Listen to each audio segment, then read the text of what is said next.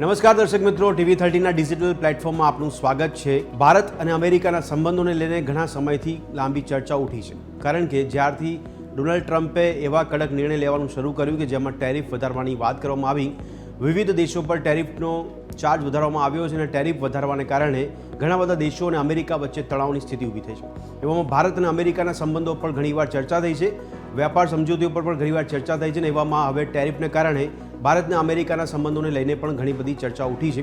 એવામાં જે સમીકરણો ગોઠવાઈ રહ્યા છે કે ડોનાલ્ડ ટ્રમ્પ દ્વારા ભારતીય સામાનની આયાત પર 50% ટેરિફ લાદવામાં આવ્યો છે અને હવે જે ધમકી આપવામાં આવી હતી કે ભારત દ્વારા રશિયન તેલ કંપનીઓ પર પ્રતિબંધની વાત કરવામાં આવી છે, કારણ કે ભારત છે તે રશિયાથી તેલ ખરીદતું હોય તેને લઈને પણ ધમકીનો દોર જોવા મળે છે।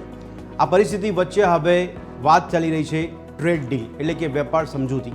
આ વેપાર સમજૂતી હવે બસ હાથ વેતમાં છે। ટૂંક સમયમાં વેપાર સમજૂતી એટલે કે ટ્રેડ ડીલ થવા જઈ રહી છે, તેને લઈને ઘણી બધી આશાઓ અને ઘણી બધી અપેક્ષાઓ અત્યારે વધી ગઈ છે।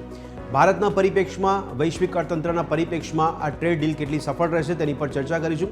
આ ટ્રેડ ડીલથી ભારતને ખરેખર શું ફાયદો થઈ શકે છે, શું ટેરિફનો તણાવ છે ઓછો થશે કે કેમ, આવા મુદ્દાઓ પર ચર્ચા કરીશું। તો મળીએ દર્શક મિત્રો રાત્રે 8 વાગે ચર્ચા છડે ચોકમાં।